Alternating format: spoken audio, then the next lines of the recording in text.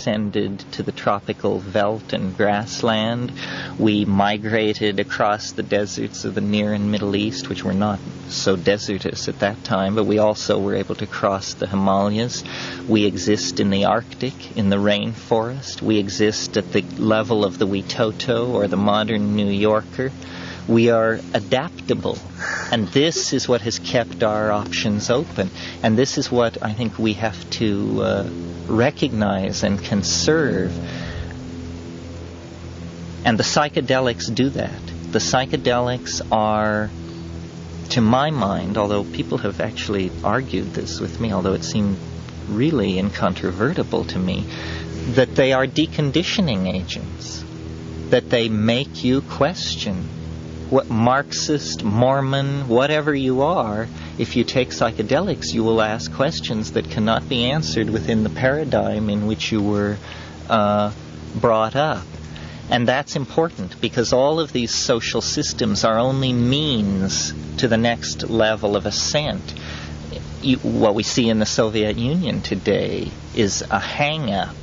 They have an ideology which allows no means to the next level of ascent. They are caught forever in the Hegelian dialectic. There's no escape. It's hopeless. And so they have occupied an evolutionary niche very successfully. But now what are they going to do? And every society is confronted with this, because every society erects institutions which try to freeze the historical process. It's almost as though we are continuously calcifying, and yet we must not let that happen. I think it was Ludwig von Bertalanffy who said human beings are not machines, but in every situation, given their own will, they will behave like machines, fall into routines, and just cease to examine what is in front of them. So I think that the psychedelic thing is very important. I'm sorry to see it, it's clouded, it's a murky picture. I don't see, I think people should do more of it and reflect, and that there should be much less missionary work. That the goal is not to get as many people stoned as possible. The goal is to make sure that everybody who gets stoned gets really stoned, so that we don't have a bunch of confusion about just exactly what we're talking about. No nibblers. I mean, I meet people who the only drug they have ever taken is MDMA. And we're trying to have a conversation about the nature of the psychedelic cosmology. It's weird sledding, you know. Okay, cybernetics, psychedelics, space is the other one. And I see all of these things as just completely one thing. And as I said this morning, I think the difference between Jose and I, one difference is that he is interested in creating a planetary consciousness out of the surrender of the ego of individuals to this higher vision of what should happen. I think that there already is this superhuman organism, and that our freedom is largely illusory. We are all moving to the tune of what Freud called the superego, what I call the overmind, because I don't like the notion of superego is a little torchlight parades and that sort of thing. But the overmind, the notion of simply a control mechanism, which is almost cybernetic, but which is leading everything forward and actually is orchestrating what is happening, so that all of these human groups which aspire to hegemony, you know, Wall Street, the Communist Party, the Zionists, you name it, they are all frustrated because there seems to be an invisible impeding force against their machinations and their vision of how things should be. And no matter how many guns they pile up, no matter how much propaganda they churn out, the historical continuum has a way of stabbing them in the back and surprising them endlessly. This is, I think, because they are fools playing with a master, which is the superego. And until this, and what we as individuals can do is help that process by not participating in the projections of anxiety that these various factions are pushing, that arise out of their frustration with their inability to get a handle on things. I don't want them to run things, Wall Street or the Communist Party or anybody. I think that it works very nicely that it is run invisibly from the unconscious. I think it was Charles Fort who said, there comes steam engine time, and then there will be steam engines. And that is what is happening with modern technology, even to the point of the atomic bomb. I am willing to explore the notion that the atomic bomb has been a wonderful force for cohering people's minds around the question of planetary survival. That if we had come out of World War II with aerial bombing and mustard gas, but nothing quite horrifying enough to shock people awake, I think it's remarkable that we have lived in such a stable world since 1945, that it has never, only once, was it used against a human population. And my God, think of the hatred and the loathing that is loose on this planet. And yet the bomb has sobered people. And every political movement for social cohesion and enlightenment that is post-1945 has built its rhetoric around the bomb. The peace movement, to some degree, the hippies, the existential response of the Beat generation, all of these rich cultural phenomena have been reflections on the bomb. So the bomb is good. The thing that is important is not to use it. Then it becomes a problem. I think that this thing that has broken about nuclear winter is very interesting. Capitalism is very interested in making money. A decimated Earth is not good real estate. And I think that the nuclear winter issue is the beginning of the end of the nuclear logjam. That because the Soviet Academy of Sciences conducted an independent study, they reached the same conclusion. The people who were skeptical of Sagan and the others, they researched it, they reached the same conclusion. War is obsolete. And this is actually understood by the people who frighten us the most. I really think that they have come to see it as a bad deal and no money maker. And in that case, there will be change. The novelty wave is affecting all of these institutions. The strategies are changing at the very topmost level because it's no good to have a no-win situation.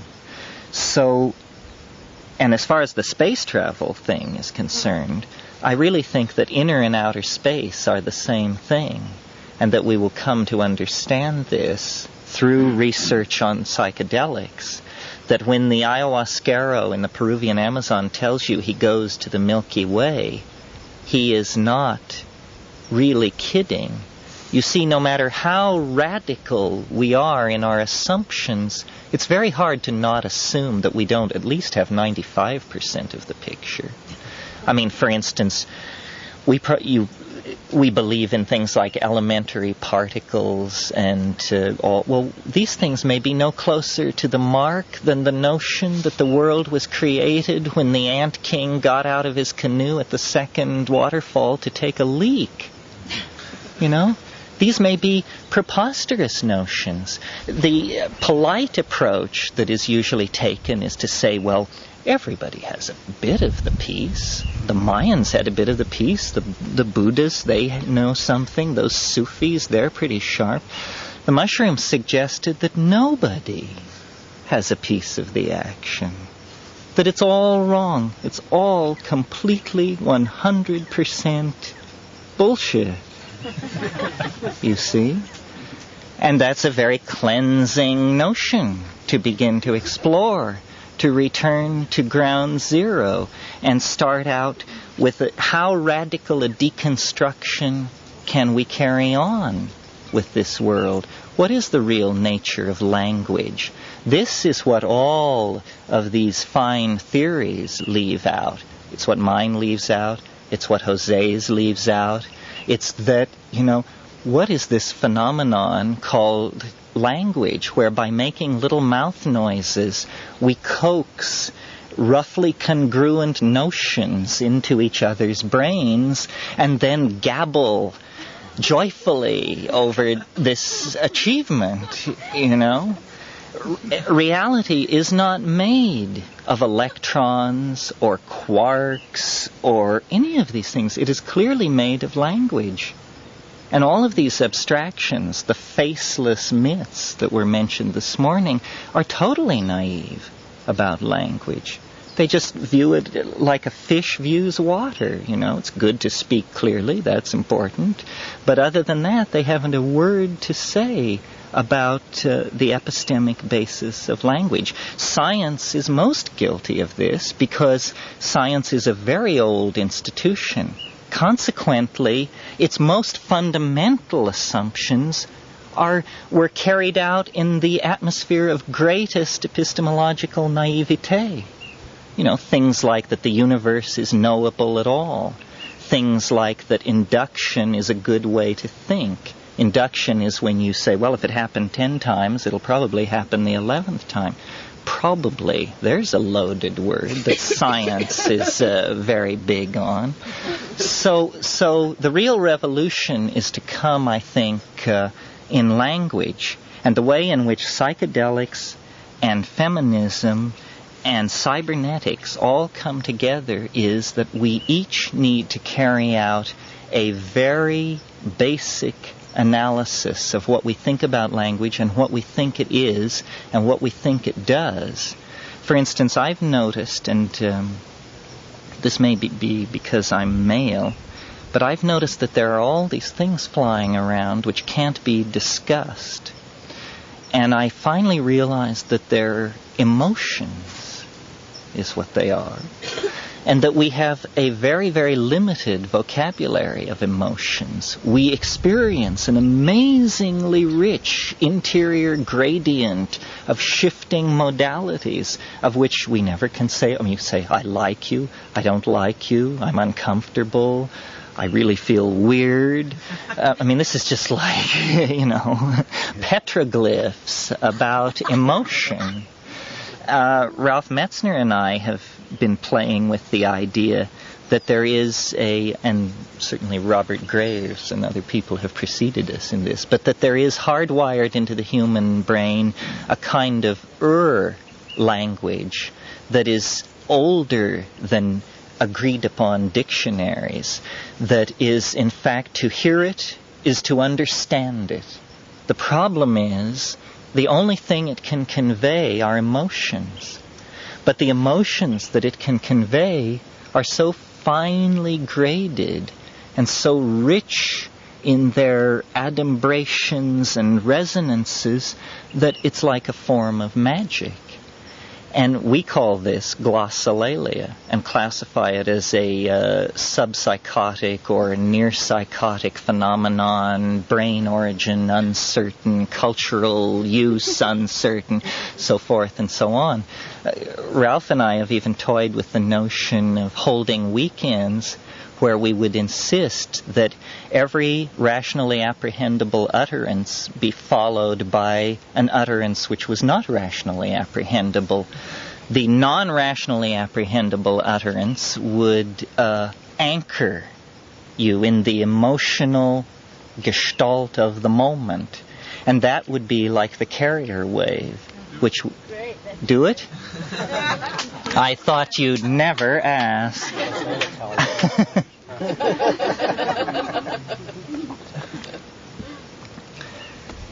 Estidi me hiedig wa waktik bidiging et fed mized geljegwa quam bedig vektan mer.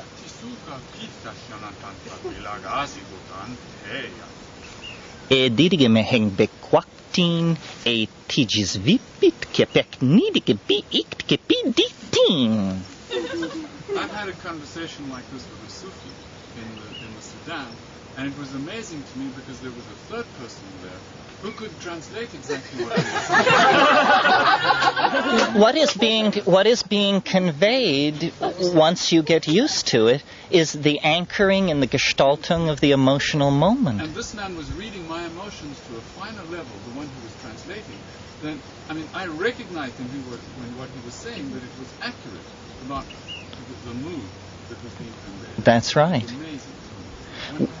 You discover these things on psychedelics, but they are clearly subject to creodization, in other words, to being learned, that you can lay down these pathways in the brain, and it's marvelous. But I think this is fundamental to language learning anyway, because this is how the child learns, and how you learn when you're in a foreign country and you don't study from a book. You understand long before you can speak. That's right. And you don't know what's being said, but yet right. you do come to understand. You can pick it up. And the child is always spoken to in terms which are way above anything of its verbal comprehension, but it understands what you want. So we need to learn to be able to create these linguistic constructs which are not meaning-tied, but which communicate. One of the most interesting things about psilocybin is that on high doses, a synesthesia takes place where when you articulate in this emotional glossolalia, you actually can condense objects which are beheld. In other words, you take control of the mechanism of the hallucinations and you create these toy-like, jewel-like, self-transforming grammatical complexes. You are speaking some kind of translinguistic language, which is beheld rather than heard. And Philo Judaeus talked about the more perfect logos. And he said the more perfect logos will be beheld rather than heard, but it will pass from being heard to being beheld without ever crossing over a discernible barrier of transition. And I have experienced this, and I think other people have, where you hear the glossolalia like wave, and it comes closer and closer, and then at a certain point it is manifest as a topology.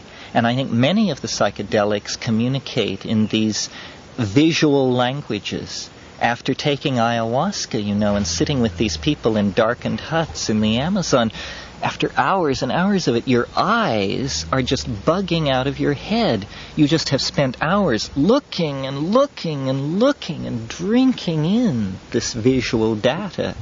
And this is how really dense information is conveyed, not a linear string of little mouth noises where the brain rushes to the conventionalized dictionary and then grimly reconstructs the intention, provided nothing too finely sculpted was intended. And I think, what's happening with the monitoring of brain states. Ralph Abraham, who was here this morning, is the director of the Visual Mathematics Project at Santa Cruz. Glossolalia, language, drugs, cybernetics, all of these things are the means to transforming the human self-image. It's almost impossible to imagine what a society would be like where this glossolalia held sway equal with speech. I think the pre-Celtic people, the Celts of Ireland, may have been into this because they rarely spoke without punning, and you were expected to pun on multiple levels. And the pun, far from being trivial, is a step toward this hyperdimensional linguistic construct. It's almost like a fractal. A pun is a word with 1.5 dimensions or more in it. And it resonates. This historical, this vision that I conveyed this morning of the co-presence of resonant epochs in time could only be conveyed if someone could transform their language in such a way that it was implicit that this was happening, and we were all noticing it and experiencing it the way we are noticing and experiencing the greenness of this tree, the fall of the sunlight through the leaves. We could also be experiencing the ebb and flow of Mesopotamian empires and Hellenistic religions and so forth and so on. The fourth quadrant of the mandala, and then I will open it up for questions, of which I hope there are many, is feminism. And I feel very trepidatious wading into this. But nevertheless, I really feel in some ways it is the most important of all of these, because it is going to work the change that is going to go on between us as individuals. What is happening, I think, is nothing less than an awareness that the most appropriate way to talk about the entelechy of this planet is to call it her, and to admit that the goddess worship which was repressed by the rise of the patriarchal religions is now, its return is necessary. I don't want to say that the patriarchal interlude, which lasted to 3,000 years, was not necessary. I think it was necessary. But the fear will go out of the bomb when the hand that rocks the cradle holds the bomb, essentially. And all the bad little boys of the 19th and the 20th century who have been fiddling with their chemistry sets now need to recognize that this all has to be handed over to cooler heads who have not been scarred by the historical experience in the way that I think masculine intelligence has been. And psychedelics, I count as a feminizing force because they introduce you to the unconscious. Cybernetics I count as a feminizing force because it hardwires that same unconsciousness and raises it into inaccessibility. No longer are these things the theoretical constructs of psychologists. They become, living realities in our lives. And the transformation of the species into a spacefaring, whether interior, exterior, or something else kind of space, is only going to happen if this feminizing influence can now take the heat off the technological processes which were necessary to move us here. And feminism really, it has nothing to do with gender. It's just an attitude toward being in the world that is open, I think, basically to the translinguistic. If you had to strip it of all biological notions of what feminism is a kind of mentality which operates exterior to language. And there's no, it's like the Nagual and the Tonal, there's no unifying those two things or encompassing one with the other. It just is not like that. These things are alchemical opposites, and as such, the only way they can be unified is in a kind of coincidentia oppositorum, a union of opposites where the identity of each element is still fully expressed. This is not a rational concept. It's like being in two places at one time.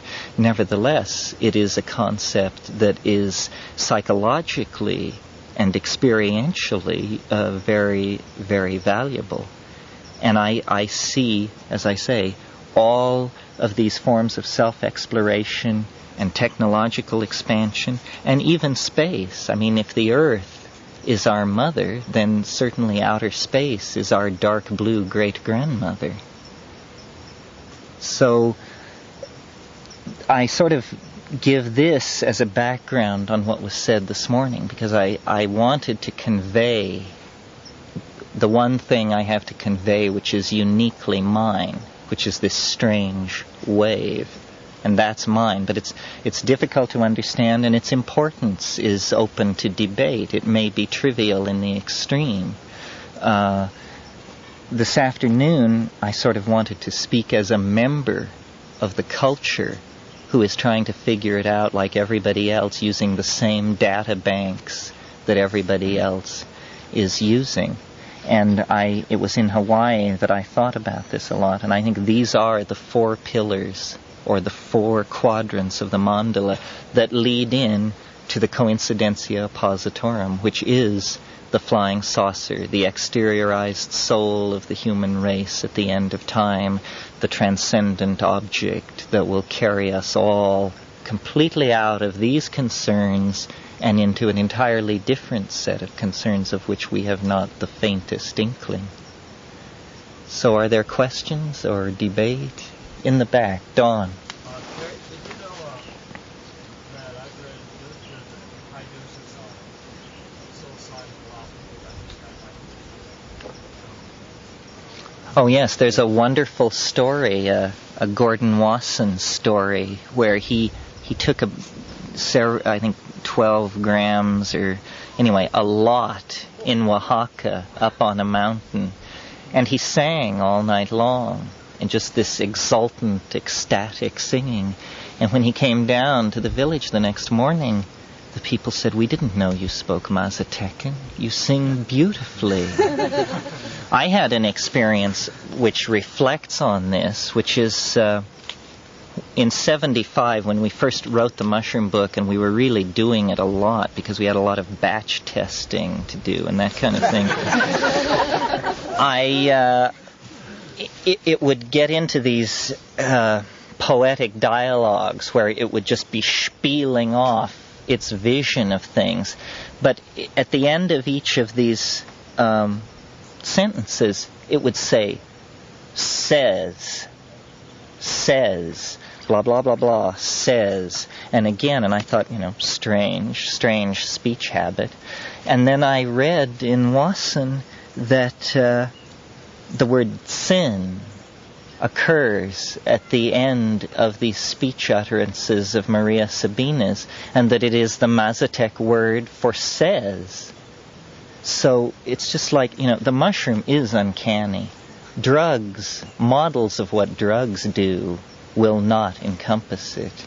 That's why the extraterrestrial thing is so compelling. And I don't know whether the mushroom is a radio or the extraterrestrial itself. When I said this morning that if you understand the DNA as a species, you will take control of your form, I always have the notion that the mushroom has done this. And that's why it touches matter so very lightly. I mean, the mushroom is a very thinly spread mycelial network through a field or a meadow somewhere. The carpophore, what we call the mushroom, is an appurtenance to the sexual process. As Ralph Abraham said one time, it's for sex, thrills, and sunbathing. And that's all it's for. The mushroom is perfectly able to propagate itself by vegetatively growing through the soil. But the mushroom, if we believe it is an entity, it lives in its own imagination. It has gotten so rid of a physical form that all it is a little bit of white stuff in the soil and a raging trip in an unknown dimension, which you can only slice into by allowing it to translocate into your nervous system. And then it continues to give off its experience of itself, which is an immersion in pure imagination, For it, the thought is the fact of the matter. It's as though the mushroom were made of pure light. If you think about what it would be like to be made of light, light moves at relativistic speeds. Therefore, if a photon has no perception of time, if a photon could think and thought, I am now going to cross the galaxy, and then did cross the galaxy, the photon's perception of how long that took would be zero. The photon is a particle which in the physics we know has the experience as though it were the imagination. And I think that this inner-outer space that we keep talking about, that we're headed into, is like the inner-outer space of the mushroom. These things can be found to be contiguous and somehow two aspects of the same thing, arising out of a misperception having to do with edges, that we're very interested in the inside and the outside, the surface of my body and the interior of my body, but these inside-outside distinctions are preposterous, obviously. Infinite space is infinite space, and then we're only quibbling about how it's experienced by whether you send a thought or an instrumentated probe obeying Newtonian ballistics. Have you thought possibly of running a program next to the historical calendrical one you have there of, say, the advent of tea in English society and the advent of coffee in, say, American society, and the relationships, let's say, between Arab societies, which are heavy coffee drinkers, and you mean to try and track the drug effect? Yes, because obviously every society is bound together by a network of drugs. I mentioned the other day that the change that's taken place in the United States with the program to stop people from smoking cigarettes, tobacco being a leveler, and then the rise in stress after that, and then the whole industry built upon stress. There's obviously a relationship between the drugs used in a society. That's right. And what the society does. Well, we were talking last night. My brother wants to say, and is in fact publicly lectured to this point, that the missing link in the question of how did humanness emerge so quickly. You know, there was basically a hominoid form, a human-like form 3 million years ago. But really, it's in the last 50,000 years that the human brain size has undergone this immense expansion. The human brain has grown more in the last 50,000 years than in the previous 3 million years. And he wants to suggest that the catalyst for that was actually that when Africa turned drier and people started living on the ground and hunting in packs, they encountered herds of ungulate animals, and they would track them for days. And this tracking of herds of animals brings you through a lot of their manure, naturally. And so they would have noticed this very anomalous object in the world of natural objects, which is the mushroom. It's very large, it's very noticeable, and they would have eaten it.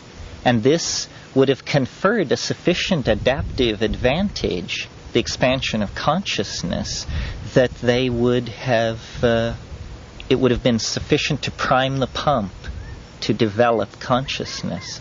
I talked to Roland Fisher years ago about some of these ideas. He did experiments, very interesting experiments at NIMH, in which they could they had two parallel metal bars, and they could, by turning a screw, deform one of the bars slightly so they were no longer parallel to each other. And they would take straight people and people who had been given small doses of psilocybin, and they would sit them down in front of this thing, and they would say, push the buzzer when the bars are no longer parallel. And they discovered that people on small doses of psilocybin could pick this up much sooner than normal people. And so Rollins' conclusion, he said, there, you see, here's perfect proof, scientific proof, that taking drugs gives you a truer picture of the world. Well, it's a joke, of course, but if we're talking about hunters hurling spears and trailing after animals, a 5% increase in visual acuity is a staggering adaptive advantage. And that's just one of the most trivial effects of the mushroom, is this improvement of visual acuity. What it does for language is totally unexplored. What it does for memory, what it does for all kinds of things is unexplored. If we, before they were called psychedelics, before they were called all the thing, entheogens and all these things. They were simply given a phenomenological description, consciousness expanding drugs. Well, if you take that seriously, consciousness is what it's all about. Consciousness is what we certainly need. It's what we're in short supply of. We are not going to weather the cultural crises that are bearing down on this planet without a great deal of consciousness being generated. So if there is any agent in the environment, drug, teaching, practice, you name it, that actually increases consciousness, it is going to loom very important.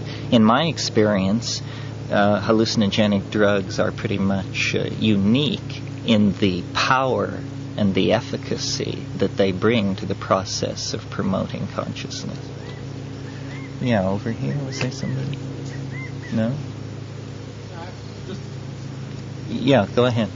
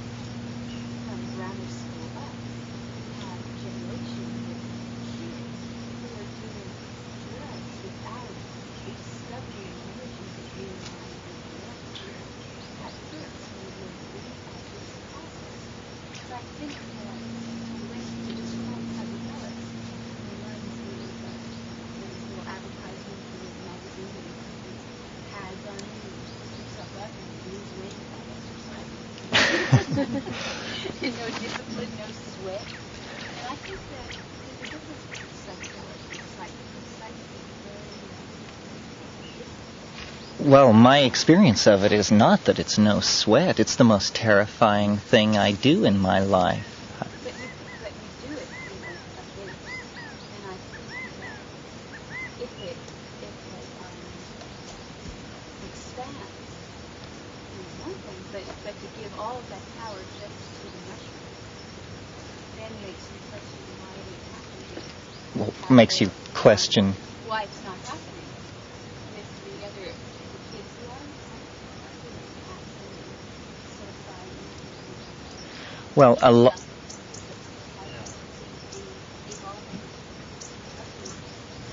think it has to do with the responsibility that we as parents have to our children, and I think that's, again, in my own situation,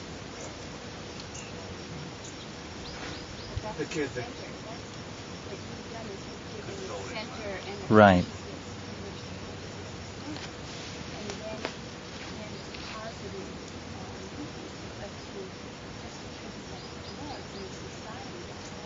But you're generalizing about a lot of kinds of drugs, it sounds like to me, because like street kids don't get many mushrooms.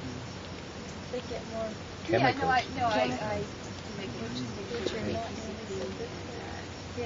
But I think you have a valid point in that the problem in our society is that we have no shamanic tradition, no schedule of initiation. We don't know whether our kids should take these drugs at 14 or 8 and this is a real problem. I've often, if in a archaic society, it's all laid out for you. The elders understand. They bring you into it. There's ritual. There's initiation. It's amazing that we're all here, some of the things we've been through. I mean, I've made the analogy to a person walking, that a psychedelic drug is like the situation of a person walking along the beach, and they come upon a beautiful sailboat, and they know nothing about sailing. Well, what are the odds that they will be able to enjoy the thrill of sailing if they have no teacher? And I don't mean I'm loath to buy into the notion that one human being has anything to teach another, except things like close your eyes, be quiet, turn off the music. These are teachings of great importance. But the top is the sacred. Those are the regulations of sin. So this is the sacred. So I think now as it's trickled down into the room it comes not into the sacred. Right. That's important. I think that there's a part in there too where we've got hold of the wrong end of the stick. I don't think that consciousness can be expanded. I think it's always at its maximum, and that there are inhibitors around by, let's say, habit, and that these inhibitors can be released by drugs or can be accentuated. Obviously, tobacco is an accentuator of the inhibitor because it levels things out. And there are other drugs which will release the inhibitor so that consciousness seems to be more, but it really isn't. One is just released inhibitors.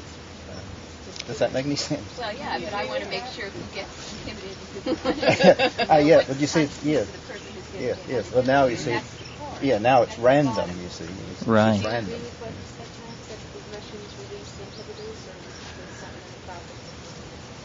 Well, the mushroom is such a special case, you know. It certainly draws your attention to an unusual part of reality if it's there all the time. The fact that it seems to be a communicator is puzzling. I still haven't made up my mind about it. When people ask me how I choose drugs, I started out a radical. Nobody else was talking about drugs. Now I find I'm the anchor dragging the ship because I say it should be a plant, number one. It should have a history of shamanic usage, number two. It should have a similarity to brain chemistry. And I am extremely unenthusiastic about MDMA and all these things. It's a plant with a history of shamanic usage. I always say, if you can get 2 out of the 3, let's go do it. Sure. What turns you off on it? It's simply that at 4 times the effective dose, it's approaching being toxic. It has, there's this notion which called the LD50, which is how much of a drug you have to give to 20 mice to kill 10 of them. In other words, 50% of the sample dies, right? The LD50 for MDMA is too close to the effective dose. Absolutely, absolutely. You see, LSD is the safest drug in terms of physical. We're always speaking here of pure chemicals, not street stuff, because no one has ever figured out the LD50 of LSD. You can take 5,000 times the effective dose, and after 16 hours you just shake your head and walk away from it. Psilocybin, the LD50 is 275 times the effective dose. What happens when you OD? You have heart failure. You die of an acute coronary thrombosis. This is not to put down MDMA. Most drugs are toxic. What? Sounds like what you're talking about is NDA. For MDMA, I'm still got a really interesting thing going on. If you can ask him after. I'm fine. Well, anyway, my point is that these shamanic drugs that are hallowed by millennia of usage are much safer. The other thing about them is that they're the strongest psychedelics that exist. This is the great paradox. The safest drugs are the strongest. All it requires is courage. Courage which I do not have all the time, and in fact quite rarely for the biggies. And that's very interesting. I've said many times, the problem is not with regard to psychedelics, the problem is not to find the answer. The problem is to face the answer. We've got the answer. Sasha doesn't have to do another thing. We've got the answer. The question now is, do you have the guts to do it?